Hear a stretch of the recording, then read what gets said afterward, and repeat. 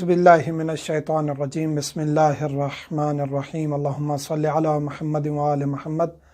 मोमिनीन कराम, सबका 2 लेक्चर्स में हमने बताया कि नामहरम से जिस्म का कितना पर्दा है, महरम से कितना पर्दा है।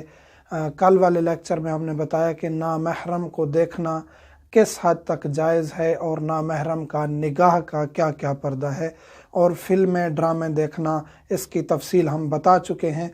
आज हम जिक्र करेंगे कि नामहरम से बात करना किस हद तक जायज़ है। ये बहुत ज़रूरी सवाल है, इसमें कुछ तफसील है।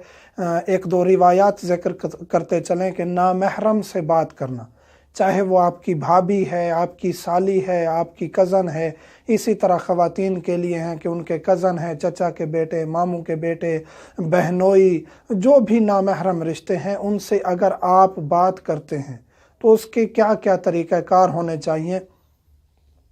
फरमान अहले बैत अलैहिस्सलाम है, रसूल करीम सल्लल्लाहु अलैहि वसल्लम फरमाते हैं कि दिल को मुर्दा कर देता है जब इंसान नामहरम से ज़्यादा गुफ्तगू करता है, हंसी मजाक करता है और लुत्फ़ अंदोज़ होता है, तो ये दिलों को मुर्दा कर देता है।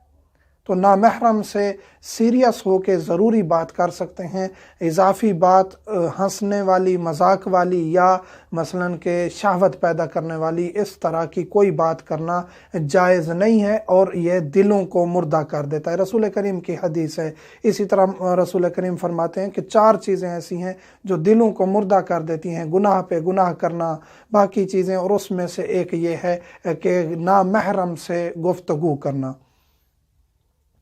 और रसूल करीम सल्लल्लाहु अलैहि वसल्लम फरमाते हैं कि अगर आप ज़रूरी गुफ्तगू कर भी रहे हैं किसी नामहरम से, तो कोशिश करें कि 5 कलिमात से ज़्यादा उससे बात ना करें।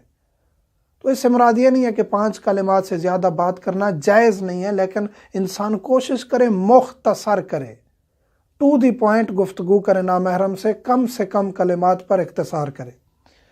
इसी तरह मंगेतर के बारे में बहुत सवाल किया जाता है कि मंगेतर है, हमने उससे शादी करनी है, तो अब उससे बात करना जायज़ हो गया है। पहले तो सिमों पर घंटा पैकेज होते थे तो वो घंटे लग जाते थे, अब तो घंटे ही ख़त्म, अनलिमिटेड पैकेज आ गए हैं, नेट आ गए हैं, हत्ता के वीडियो कॉल्स आ गई हैं। तो अब तो वो खाता ही ख़त्म हो गया कि जिसमें कोई लिमिट होती थी। मंगेतर से भी बात करना जायज़ नहीं है जब तक आपका निकाह नहीं होता। निकाह से पहले मंगेतर इस तरह है जिस तरह वो आम अजनबी नामहरम खातून है, उससे आप फ़कत ज़रूरत की हद तक बात कर सकते हैं, और उसको देखना भी इतना जायज़ है जितना एक नामहरम को खातून को देख सकते हैं। उसको लज्जत की निगाह से देखना या लज्जत की गुफ्तगू करना उसके साथ जायज़ नहीं है। आप एक दफ़ा शादी के लिए उसे देखने गए हैं, शरीयत ने इजाज़त दी है, देख सकते हैं। दोबारा आप इकट्ठे कहीं गए भी हैं, मसलन फैमिली आपको ज़बरदस्ती शॉपिंग पे या इकट्ठा कहीं ले जाती है, तो ज़रूरत की हद तक आप गुफ्तगू कर सकते हैं, और पर्दे का भी ख्याल रखना ज़रूरी है। बात सामने हो, ये सवाल बहुत किया जाता है कि आमने सामने वाली बात के लिए तो ममानियत है, हम तो कॉल पे बात कर रहे हैं। चाहे आप कॉल पे बात कर रहे हैं, चाहे फेस टू फेस बात कर रहे हैं, चाहे आप चैटिंग के ज़रिए कर रहे हैं, चाहे वीडियो कॉल के ज़रिए कर रहे हैं, बात नामहरम से जिस तरीके से भी हो रही है, अगर वो आपको ज़रूरी बात से आगे लेके जा रही है, हद क्रॉस कर रही है, शहवत की तरफ लेके जा रही है, तो वो जायज़ नहीं है। ज़रूरत की हद तक आपकी गुफ्तगू जायज़ है। इसी तरह एक अहम तरीन सवाल, को एजुकेशन जायज़ है या नहीं। कंबाइन एजुकेशन, यूनिवर्सिटीज़ में, कॉलेजेस में लड़के लड़कियां इकट्ठे पढ़ते हैं, आपस में बैठ के स्टडी करते हैं, डिबेट्स करते हैं, तो शरीयत ने ऐसी पाबंदी नहीं लगाई कि ऐसा करना जायज़ नहीं है। जायज़ है, लेकिन हर चीज़ का ख्याल रखना है। पर्दे का, ख़वातीन पर्दे का ख्याल रखेंगी। निगाह का हम हुक्म बता चुके हैं कि मर्दों पर भी वाजिब है कि वो ख़वातीन को शहवत की निगाह से और ज़रूरत से ज़्यादा ना देखें।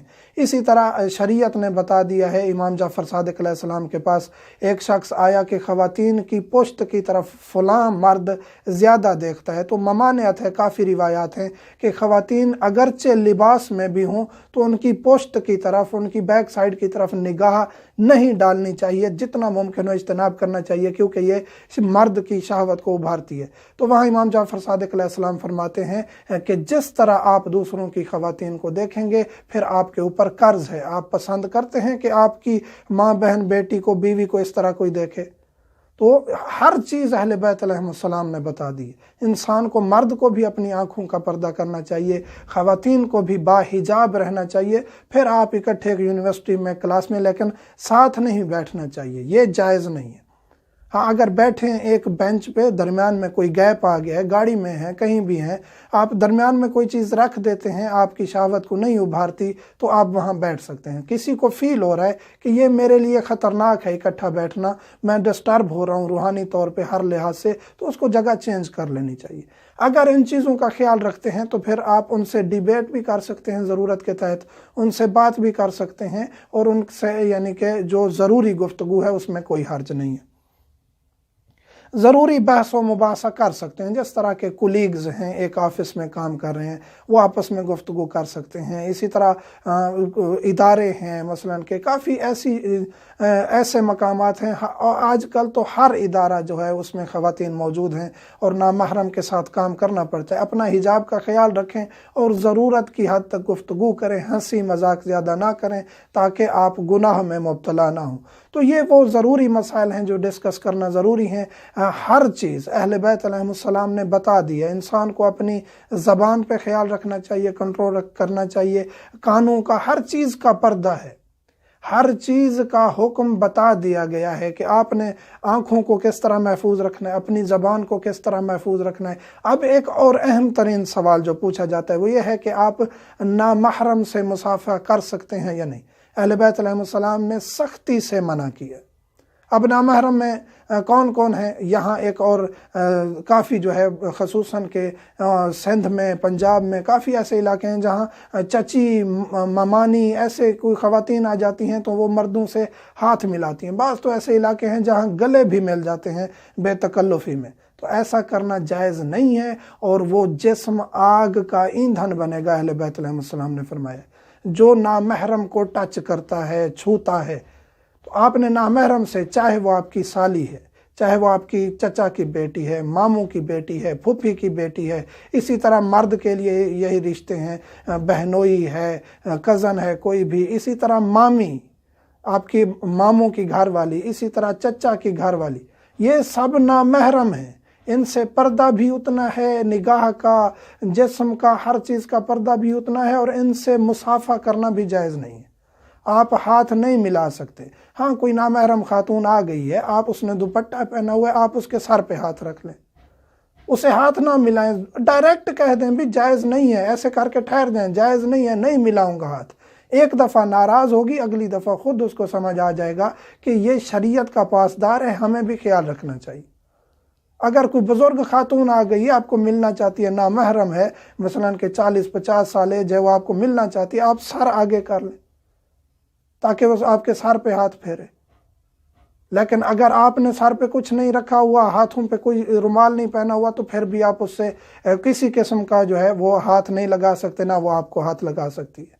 تو اس لیے اجنبیہ سے دور سے سلام کریں، فاصلہ رکھیں. ہاں اب اگر آپ کی کوئی محرم ہے، جیسے کہ پھوپھی ہے آپ کی خالہ ہے، آپ کی دادی ہے، نانی ہے، یہ محرم ہے، ان کو آپ ہاتھ بھی ملا سکتے ہیں، ان کے سر پہ ہاتھ رکھ سکتے ہیں. اسی طرح آپ کی بھتیجی ہے، بھانجی ہے، یہ محرم ہے، ان کے آپ سر پہ بھی ہاتھ رکھ سکتے ہیں، ہاتھ بھی ملا سکتے ہیں.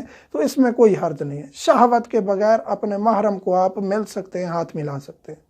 تو یہ وہ مسائل ہیں جن کا ذکر کرنا ضروری تھا. مومنین سے ملتمس ہوں ہمیں دعاؤں میں یاد رکھا کریں. والحمدللہ رب العالمین.